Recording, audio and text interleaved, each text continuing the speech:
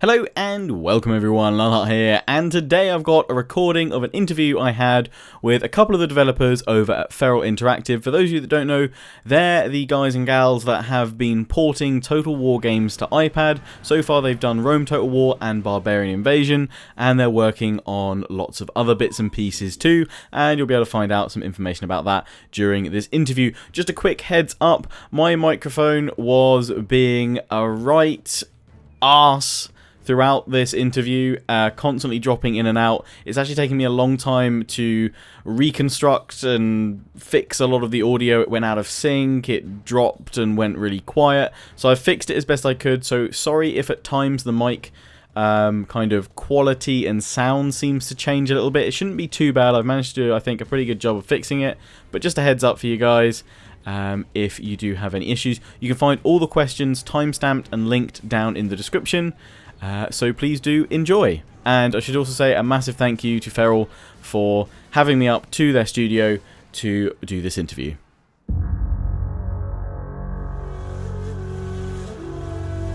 So my name's Edwin. I'm the head of production / design here at Feral. And Laura? Yeah, I'm Laura. I'm the designer here at Feral, and I was the lead designer on Rome Total War for iPad. Yeah, so the two of us sort of did all of the UI redesign and everything else. There was a lot of, obviously, feedback from our QA dev and other people outside the sort of company late on. I think, for example, is the one thing that we added in after you yourself gave us a question. So it wasn't just us, but I think we sort of did the core of bringing everything together and going through it. So there was many months of pieces of paper before anyone else got to play it for real.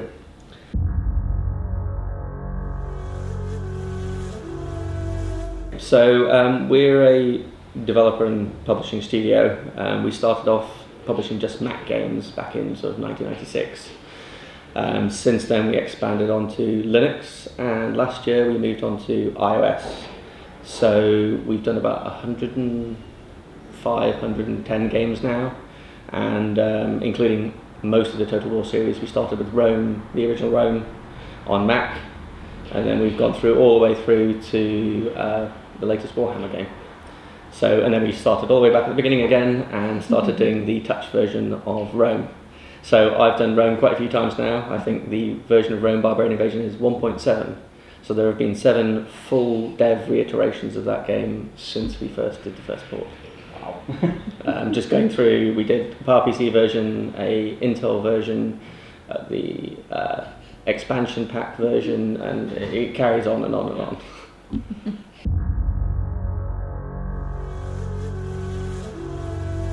Okay, I'll go first. I'd actually have to say Rome, even though I've spent probably, I don't know, maybe 1,000 hours on it by now. I guess it was the first game I really got into in the Total War franchise, and because of that you sort of have that kind of love of the first game you played in the series is always like sometimes the one which makes you love the series more than anything else. And I also just really quite like the sort of the simple cleanness of just being able to sit there and just play through the campaign mode. So quite often I just sit there and just play the campaign mode without doing the 3D battles if I'm just sort of travelling. Now I can do it on the train. I used to do it previously on the laptop of just sitting there watching the telly while slowly taking over the world. Sometimes just using the Oliphants and just literally just laying waste to everything. It's a lot of fun.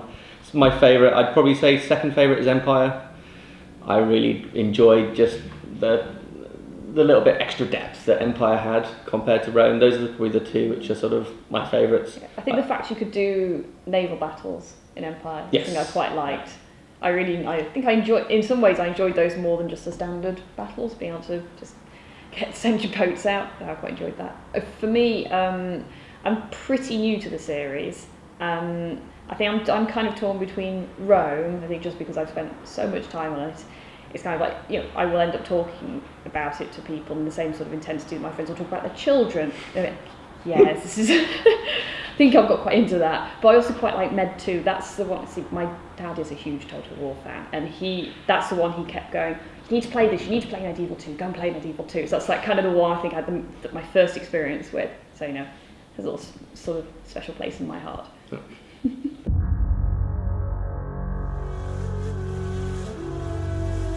I would say there's two sides to it. On the design side for the two of us, it was getting all of the controls to work so it feels like it was designed to work on a tablet and as if the desktop version never existed, but while keeping every single feature of the desktop version. So often with conversions before Rome of really big complex strategy games, you either had the thing of it was a completely different game with missing features, or the controls didn't quite fit.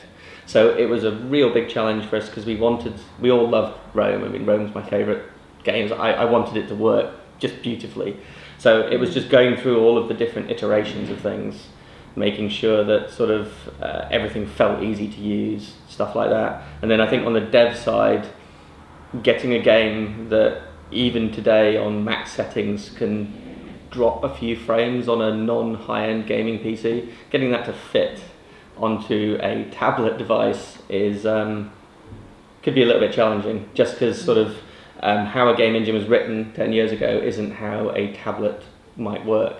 So our dev guys did a lot of things of moving things maybe from which was CPU task onto the GPU, or moving a GPU task onto the CPU, so we can balance everything, so we can maximize the performance.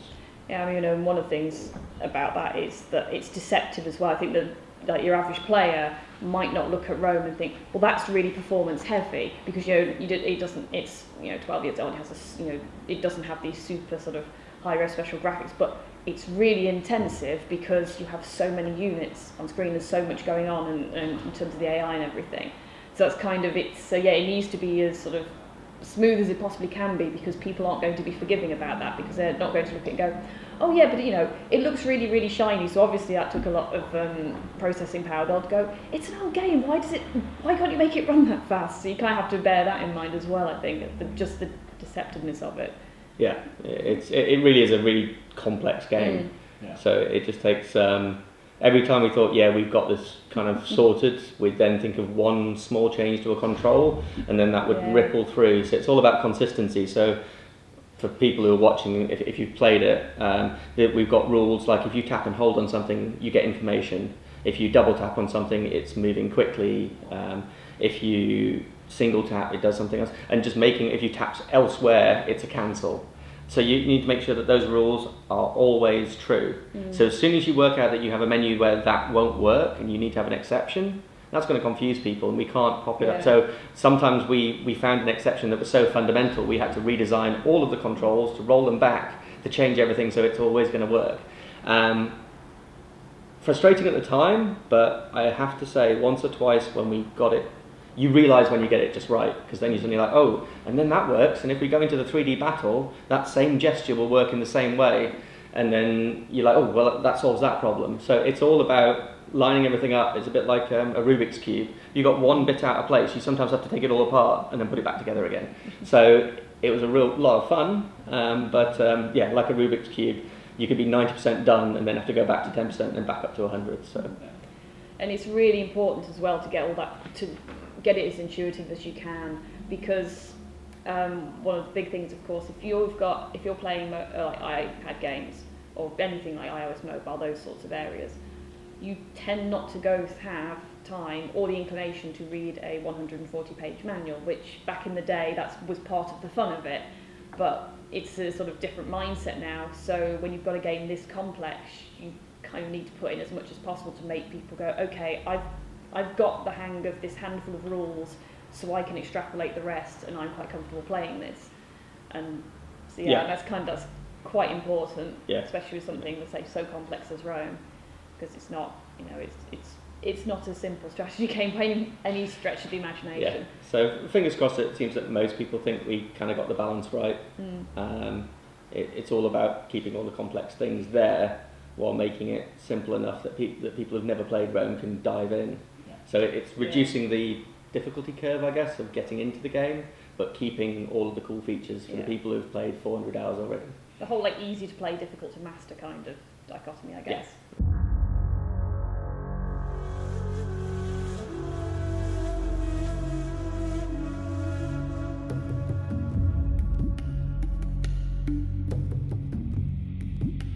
Well, yeah, the thing is, it's really important to have that. Like, you can get away with it in desktop. And also, like, it's so much older games. Like the way that people play games is a bit different then. But when you've got a touch screen and it's a smaller screen, like every pixel counts. You really have to sort of try and get everything as sort of have as much screen space as possible with the actual game. So yeah, I think one of the things we did early on is we didn't dive straight into sort of actual coding and development. We sat in this room for, I would say, on and off for about 6 months, was it? Yeah, about 6 months. Bits of paper, scissors and pens, doing a lot of this.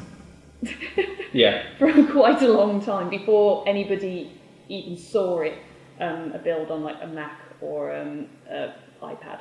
Yeah, so I mean, I think we've got a couple of pictures here which we'll give to you, so you can pop them up at this point maybe, if you want. So a lot of what we did was, as Laura said, we cut apart the entire game, split it into what the core things did, and then we sat down, and it wasn't so much how do we do a one-to-one match of how the game works. What we thought is, let's make a list of all of the things touch control does really, really well, and let's see how we can take advantage of that, as opposed to just going, well, we need to have something to make it move.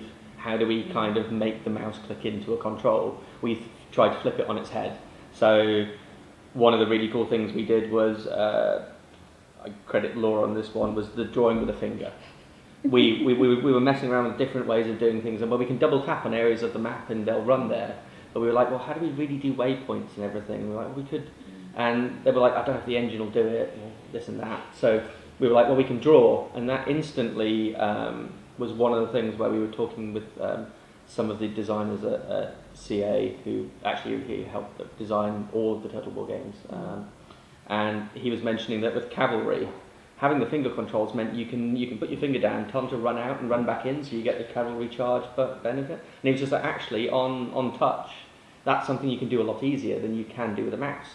So it was a lot of things like that, of like, we can't make every single control work as well if we just do a one-to-one map. So let's start just changing things a little bit here and there, so that we can take advantage of what it does very, very well, and then change how the things which don't map quite as well into a different way. So for example, grouping of troops. On a desktop, you can just click on loads of things and you press the F keys and you have it all racked up. So we had to think that was one of the trickiest things to do. So we were like, okay, well, we need to have a group button. So let's just make it so you can draw around things and then you tap on it and it's selectable inside the bottom bar. So that means that you can quickly just tap on different things and you can do the same thing. But it took a lot of iterations to get it to the point where we got there. We had different buttons, we had stuff where you had to double tap on a button, but it got in the way of the gameplay. So it was a lot of iterations. And as we said, getting in the way of gameplay, that was getting in the way of gameplay on a piece of paper. We literally were sat here with a copy of the game running on a Mac, loads of pieces of paper, and then we were like, okay, so we do that, and then we turn that gesture there. Let's see. Yeah, but what would you do then?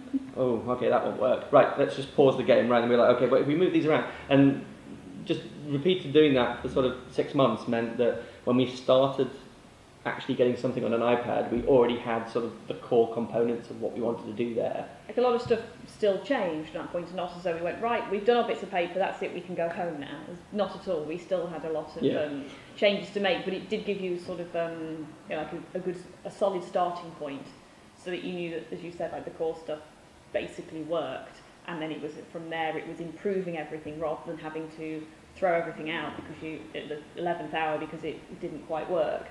Yeah, so I think one thing which we did do as well was we listened to everybody who played it, from you, but just before you shipped, where you asked about just a quick shortcut button, and we were just like, that makes complete sense, why don't we put it in, through to looking at feedback from users, where everybody kind of noticed that on the original Rome the camera was quite tight in.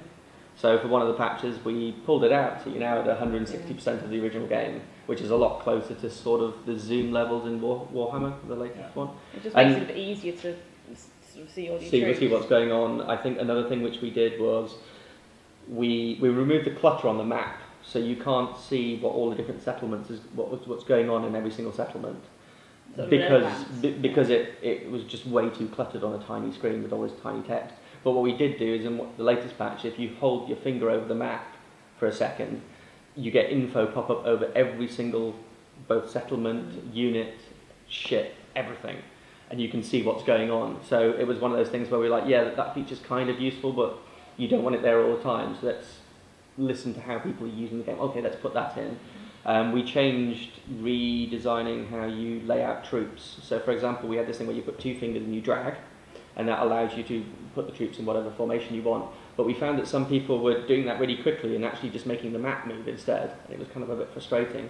So we made it so you just have to hold your fingers for like about, I think it was about 0.4 of a second, if I remember rightly. We did actually tweak this, like 0.3, 0.5, find the hot spot. Yeah, we basically made it work the same way as you trigger the draw select. Yes. So you draw around your troops to select them, so triggered it the same way. Yeah. And I remember when we were doing it, why didn't we think of this first time around? Yeah. So again, when we put that in, we were just like, wow, this has made a huge difference. Yeah. So if you wondered where the troop select went because you could get it working a lot before and you wondered what happened in the patch, essentially hold 2 fingers down, you'll get a glow under both fingers now, and that means you're in troop layout mode.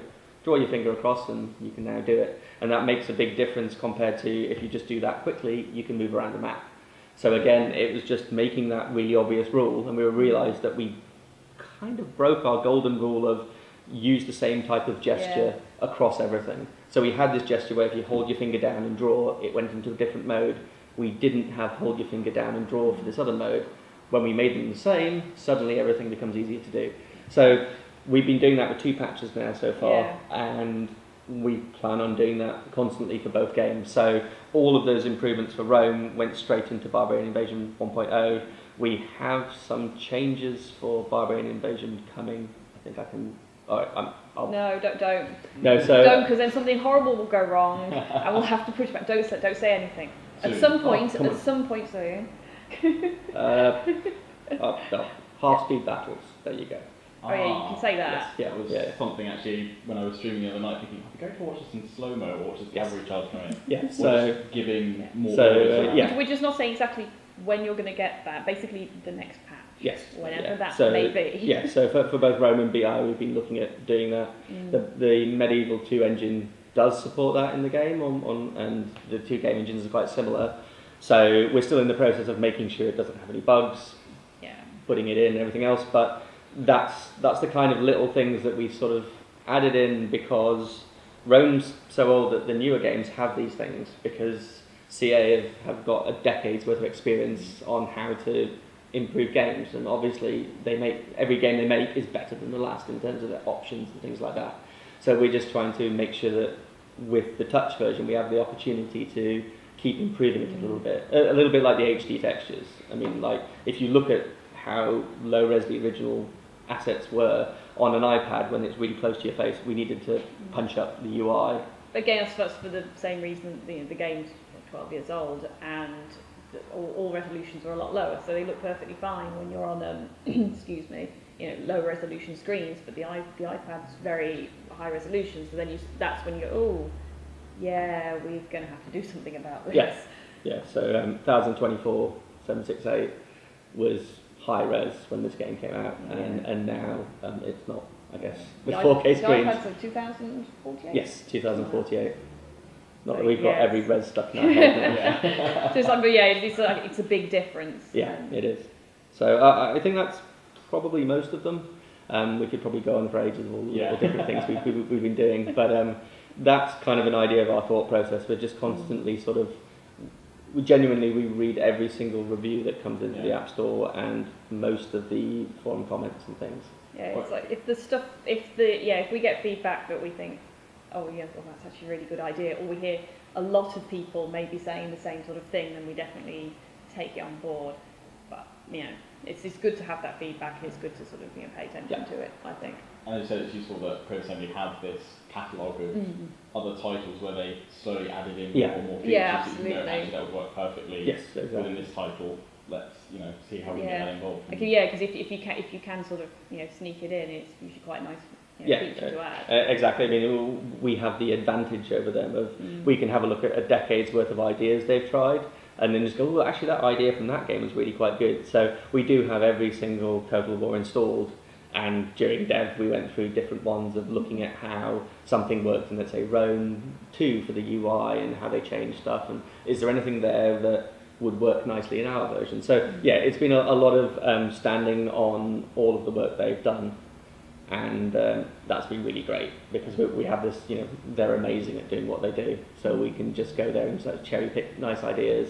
And also they've been quite open with us, sort of sending them builds, and they've been giving us feedback. Yeah, they've been really nice about actually sort of just giving us some constructive feedback. Yeah, what do you think about that? Have you thought about this? How these things work? So yeah, it's been great. Yeah.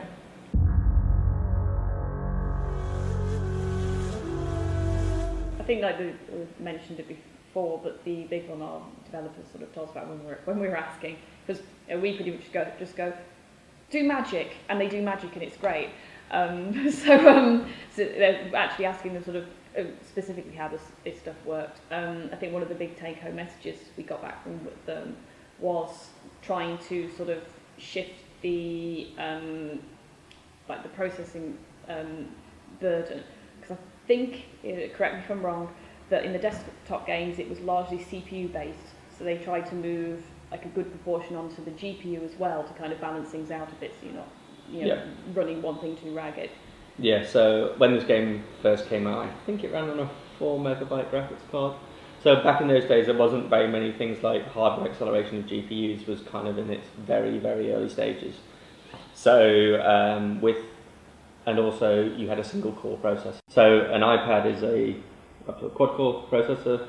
You've got your GPUs, you've got all these threads and everything. So it was trying to split out as much as we could to make sure that we kind of balance everything out. I say we, not we. Yeah. Our awesome dev team. We as in the royal we. The royal we, yes. So there's a lot of I just feel we should reiterate that. We had no part in that. They're the ones that made that great. Yes. So a lot of the other things which we had to struggle with is the game's just over 4 gig on Windows. 4 gig is the max size that we can have on the Mac App Store without doing additional DLC and things like that. So we had to try and fit it in, but we were also at the same time going, let's put in high definition textures for the entire UI. And then we were like, well, we want to do dynamic help. So one of the things which we did is, if you're anywhere inside the game, just hold your finger over the advisor and you get dynamic pop-ups everywhere explaining every single button. Again, suddenly those use up loads of extra space. So again, it was sat with the dev team trying to work out what we could do. One of the things which they noticed was essentially that the texture format is a decade old. So hang on, if we change the texture format, we'll get better compression, but the same graphical quality, that will get us a bit smaller. Let's have a look at the videos, same thing with the videos. And then we looked at the videos and went, okay, the videos were 640 by 480 originally. They look a bit blurry. Let's recapture all of the footage so that the opening videos are all in HD now. And then we were like, well, let's actually do that on the iPad. So the opening videos for everything were actually captured on an iPad. So the graphics aren't sort of taken from a top-of-the-line Windows version of Rome or top-of-the-line Mac version of Rome. We actually said, no, let's actually capture it from the iPad. So what you see in the opening trailer is what you can actually get on the iPad. It was obviously captured using the best iPad Pro.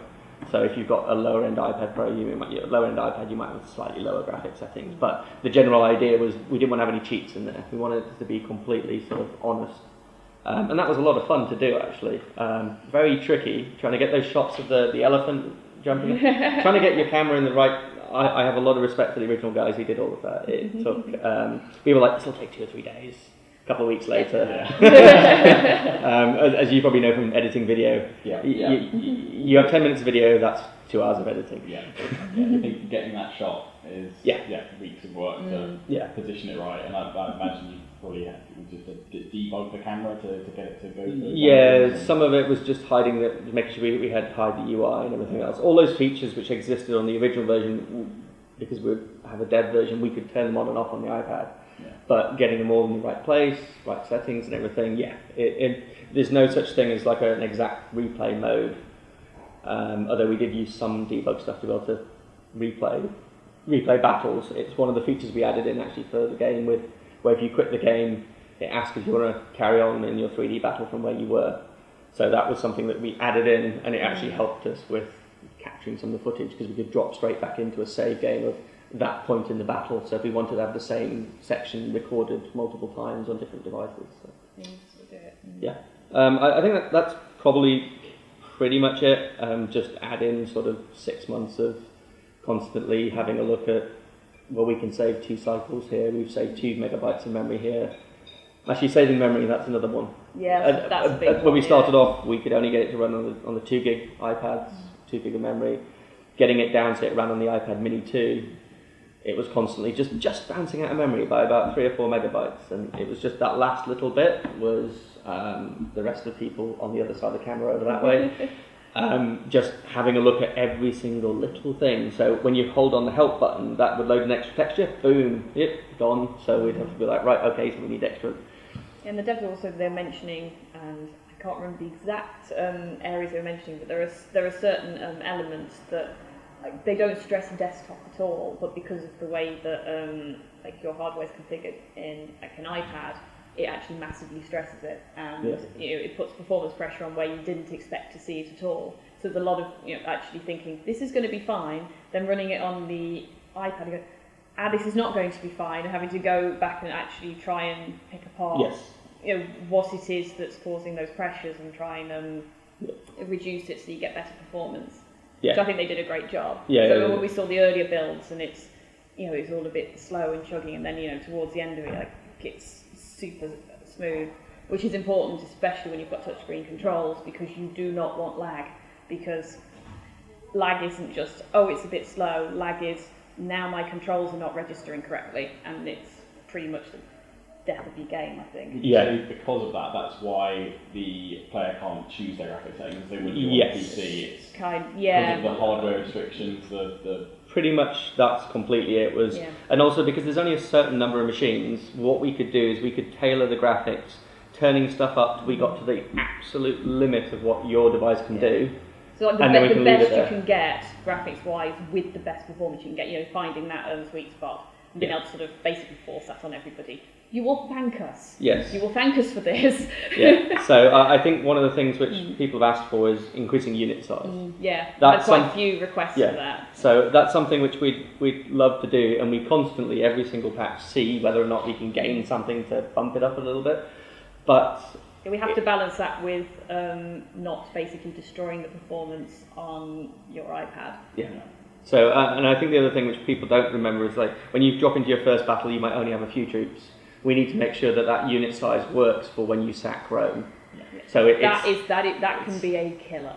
So it's just scaling everything. So there are loads of little things where we first go, we'll just bump the unit size up, and then you suddenly think, actually, because of this. So I think that's something we're constantly looking at, and I don't know whether or not it'll ever be possible because we're pretty much pegging everything right now. But I know as new iPads come out, things will increase, and I'm pretty sure in a year's time the top of the line iPad will probably have huge as opposed to large unit sizes because it'll be that much more powerful. We're almost at huge from large, I think, at the moment on the highest end iPad. It can almost do it, but it's not quite. So I think the next round of iPads probably will. That's a really good thing about this game is it has graphic settings that aren't quite possible right now.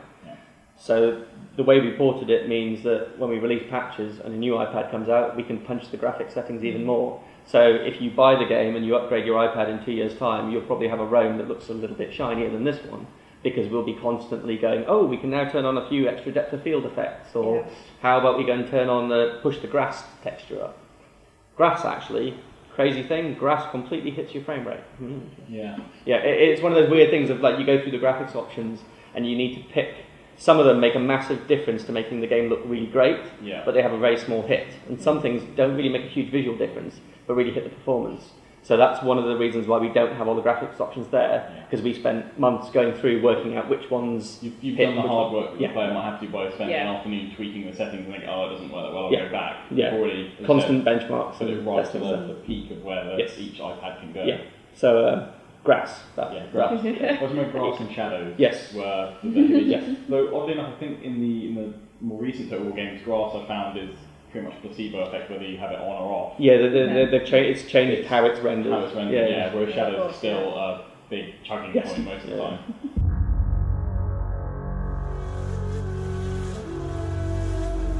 For the first release, we definitely made multiplayer out of scope, purely because we knew we had so many challenges with just a single player mode, and we wanted to make that as good as we possibly could. So we decided to best concentrate our efforts there. We do have a big wish list of things we would like to add to patches, because our idea is that we will, I think you mentioned this before, we will keep iterating and try and add nice new shiny features where we can.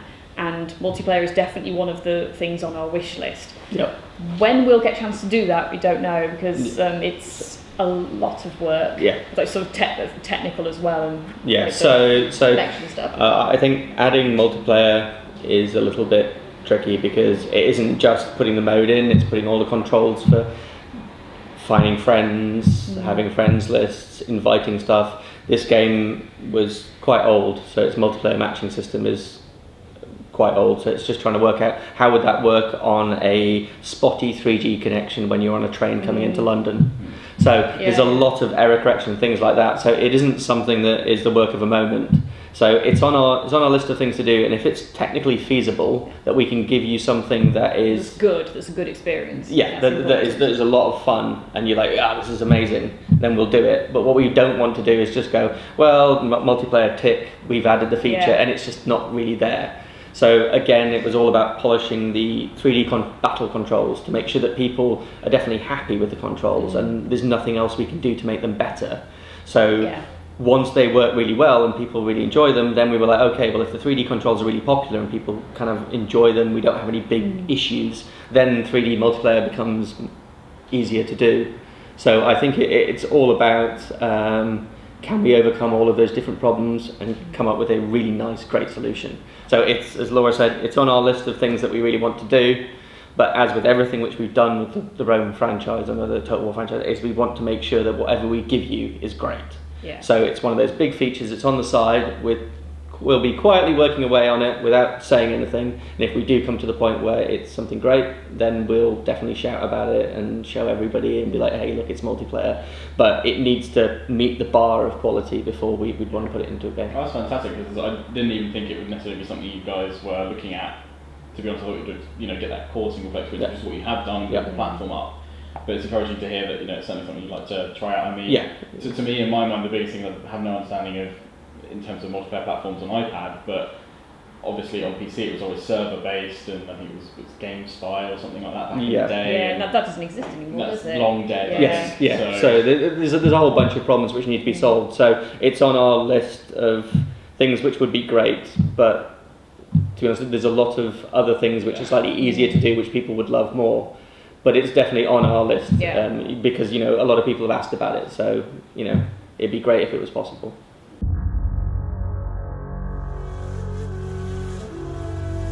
I think most of the changes were game-based changes. So stuff that was in Barbarian Invasion that wasn't in Rome, specifically because it made sense for it to be Barbarian Invasion and not in Rome. So I think the Horde elements were put in, and night battles and things like that, because the original game had them.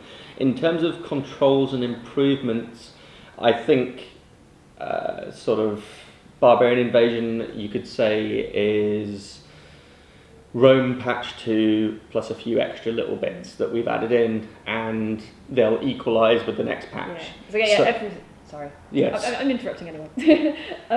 Everything that's going to be in either, in terms of improvements, everything that's going to be in Rome or Barbarian Invasion, if it's in one, it will end up in the other. Yeah. I mean, we want to keep them consistent. Yeah, so it's basically feature parity between the two of them. The only difference will be content. So if we come up with something that's really cool for BI, it'll go back into Rome. If we come up with a really cool idea for Rome, it'll go back into BI.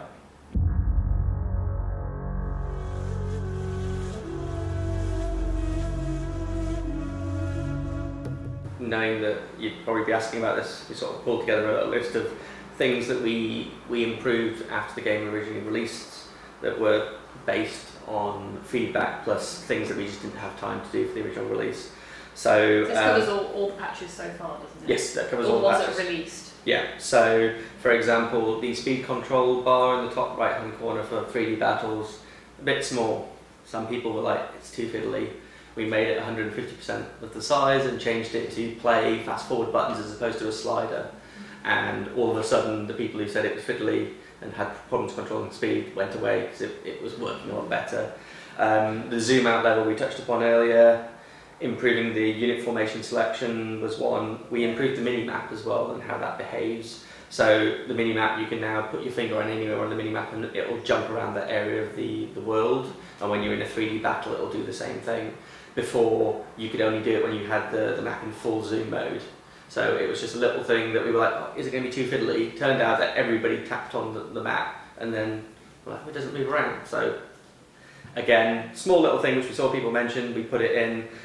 We added a new path view into 3D battles. I don't know how many people have seen this, but there's an extra button, you press it and it will show you the paths of every single unit, where they're going, and above their heads it will show what their statuses are. I've been using that myself quite a lot. It's been really useful because the one thing I thought was like, I really want to press spacebar and see where my guys are going. Now I can. Yes, so that one was a big one. There's a lot of performance concerns with that because it's drawing a lot more. So that's why it took us a bit of time to get all of that in. Yeah, because I mean we even did things that the closer you zoom into your units, the more status bars you'll see above their heads. So try and have the most sort of pertinent stuff far away, and then when you zoom in you'll get a bit extra information. Just to try and sort of basically reduce the overhead of what's going on. When you're fully zoomed out, you don't want to have too many things there, but you'll see stuff like the white flag or you're under fire, but when you zoom all the way in you'll find out other stuff other than morale and things like that.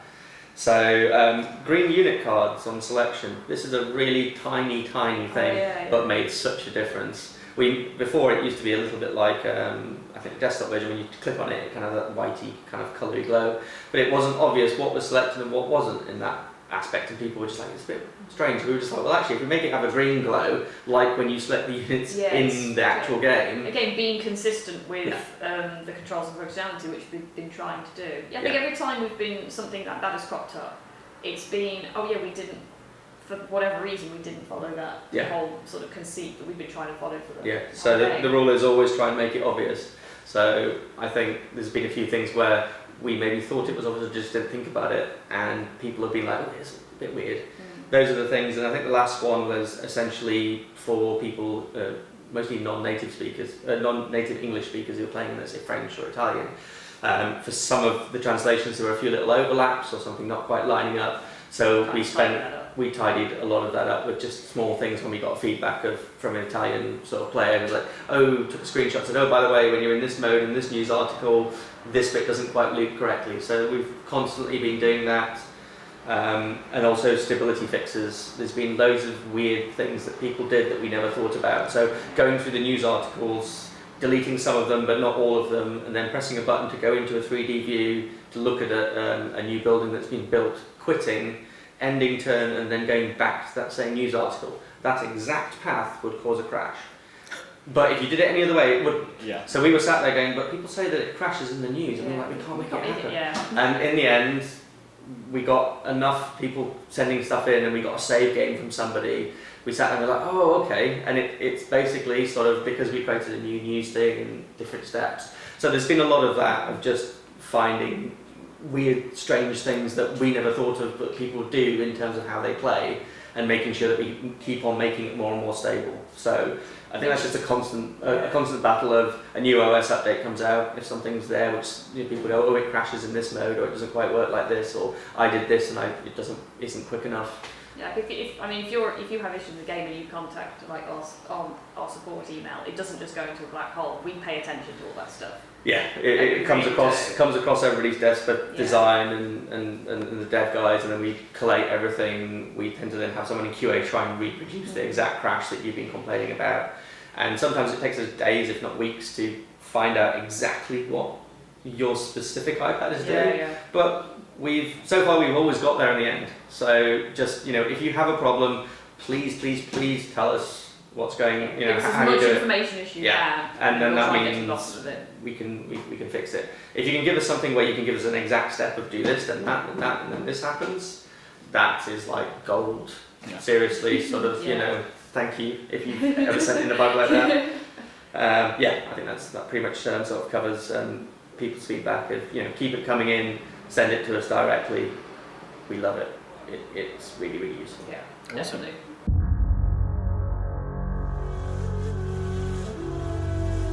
Okay, so Drum roll. So Not too hard, don't want to knock yeah. the mic over. So essentially, if we can get Android, if we can get Roam working on a smaller screen, then we will look at bringing it to Android. The big thing is on there Android. Is a chance. Yeah, there's a chance that we can.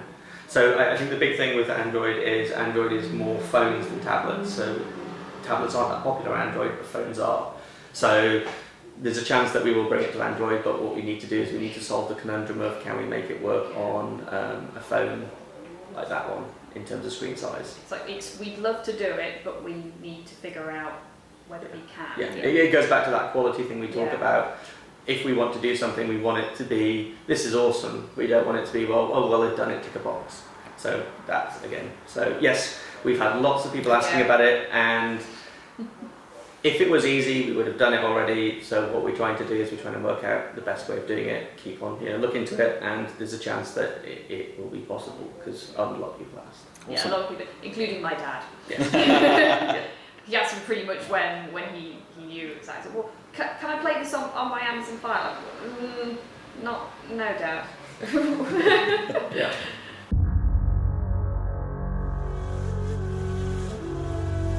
I think we can sort of, we've done base Rome, we've done Barbarian Invasion. I think the next thing Creative Assembly did was Alexander, wasn't it? Oh yeah. Yeah. I think that's really all we can talk about. Otherwise, it's the whole we can tell you, but we'd have to. Yeah, I think. Or they'd have to kill us. Yes. one of the two. Yeah, but I think the first expansions come.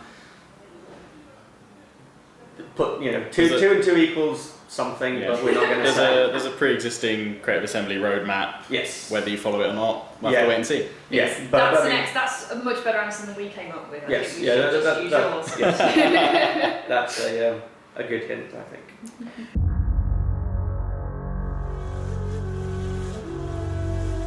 Are these features that are plausible? Don't have to be.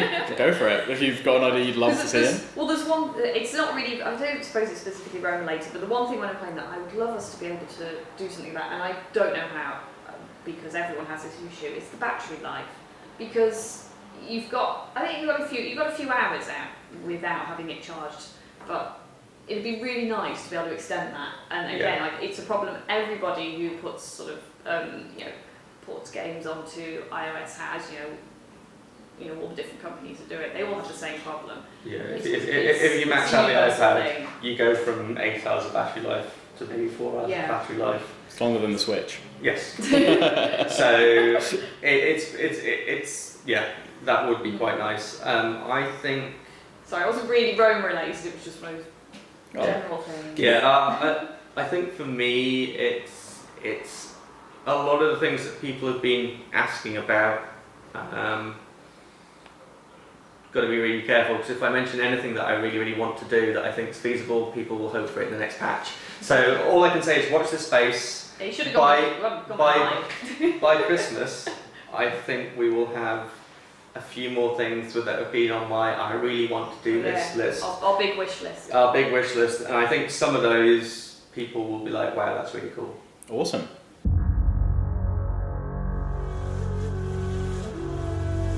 Yeah, I think it's fairly easy to give a relatively short answer on this one, I guess. I'll try the short answer. 5 hours later. Yeah. So the short answer is if we had everything, we knew everything we do now, we would have released patch 2 as the original game. That's the really obvious one. The real big ones, I think, is probably the Russian language. We've got a lot of people who love playing the game who come from Russia, and the original game didn't come with a full Russian translation on when it was originally released. And a lot of people in Russia like be able to play in Russian. And that was the biggest piece of feedback we've had from players in Russia, is just like, please Russian text, please Russian text. So we've announced that we're working on the Russian version to put the Russian language in. It's all in progress, and we've said May is when we're timing to that. If we knew that putting Russian text in was as important a year before, like when we first started doing paper designs, we could have started doing the translation work then, could have had it in for launch day. Because the thing we've got now, it's wanting it to, because obviously Rome's a very text heavy game, you want the translation to be really good. You don't want to just put it all through Google Translate and go, that will do. Because it's just not good enough for this. You really want to do it justice. Yeah. So that just takes a little bit of time to do. So I think if we'd known about that piece of knowledge ahead of time, it's one of the things you can't tell. So I think that's something we'd do differently. I think one of the other things as well, I think that tripped us up a little bit, if we're going to be honest on here, I think was the help, because it's very different now to what we originally envisaged, because we thought it would, we didn't think we'd have to do too much to change it, I think initially, and we've worked out, I think during the actual, when we had builds of it, we really need to actually do a lot more with this. And I think that's something I would have liked us to have done a little bit. Yeah, definitely. I think that would be good. I mean, it worked out well in the end. We got we were happy with what we got, but it would have been nice to have been able to. I think what we released basically was what we wanted, but we could have maybe. We had a load of extra work where we were like, actually, we need to go and do all of this. So we thought about that a year previously. Then we could have maybe gone and had someone else do it while we were working on other things. Yeah. So it's that kind of playtesting thing of, again, sort of, if you could know things slightly, sort of, it's all 2020 vision really. Yeah. But overall, I think we were really, really happy with how people enjoyed it.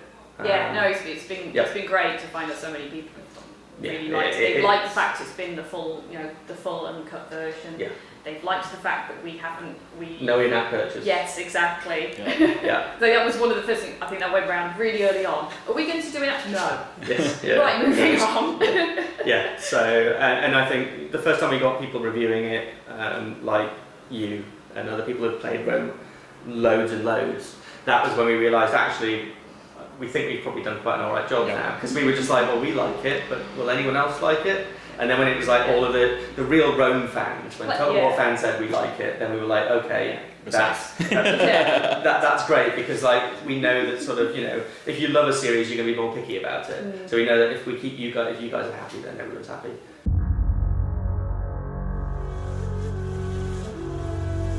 Yes. Oh, we had somebody left a comment. I don't know if it was on our Facebook or Twitter or somewhere. And I think it might be my favourite comment anyone's ever left about the game, which was, finally I can play Rome on the toilet. That is the dream, though. Yeah, I'm glad we could help in that. In realising that dream for that one person. Yeah. I'd probably say anyone who's commuting will probably agree with me. Playing it on the commute was fantastic. As a more personal thing, I've loved the Total War series for years. I've always wanted to have a work on like design and stuff like that to do with Total War. So the whole idea of being able to take an iPad, a game series which is one of my favourite of all time, and my favourite game of all time, and go, let's put it on an iPad. It was dreamland, apart from I can't mess this up. So I think that's the favourite thing about Total War on an iPad was once that we finished it, we shipped it, I still have it installed on my personal iPad here, and I still play it on the way into work every couple of days. Not every day, because I'm sort of thinking about the patch for BI and other things, but I still play it and I still find it fun, and that I think is my favourite thing about it. It's just being able to take a game that was a classic 10 years ago and bring it to a whole new audience who are like, wow, this is a great game. Yeah, perfect. It actually makes me think of what, like when we were near to release, I went home and I was able to get a copy on iPad, because my dad doesn't have an iPad. I was able to bring it over and say, go on Dad, have a go, what do you think? And the fact that he just sat there, I think, for like at least 7 hours just absorbed, and my mum staring at me going, this is your fault. I think that was the thing that I go, I think maybe this is going to be good. So I think that's it, and just reading the reviews finally. It's nice. It's just been great to know that people are having fun, because sort of you spend ages and you just hope that people have fun. You really hope that they just like sat there not thinking about what we did, they're just playing Rome. And you're not thinking about, is it touch or is it not touch? You're just like, I'm playing Rome, I'm having fun. And seeing reviews where they're just like, I'm just enjoying it, I'm just playing it, or some of the comments we've seen on some of your YouTube streams, it's just great, because it's just people are just purely enjoying Total War, and that's kind of what we were aiming for. So it's fantastic. Awesome. Well, thank you very much for your time and answering those questions. and hopefully we'll get to see more Total War on iPad in the future. Yeah, great.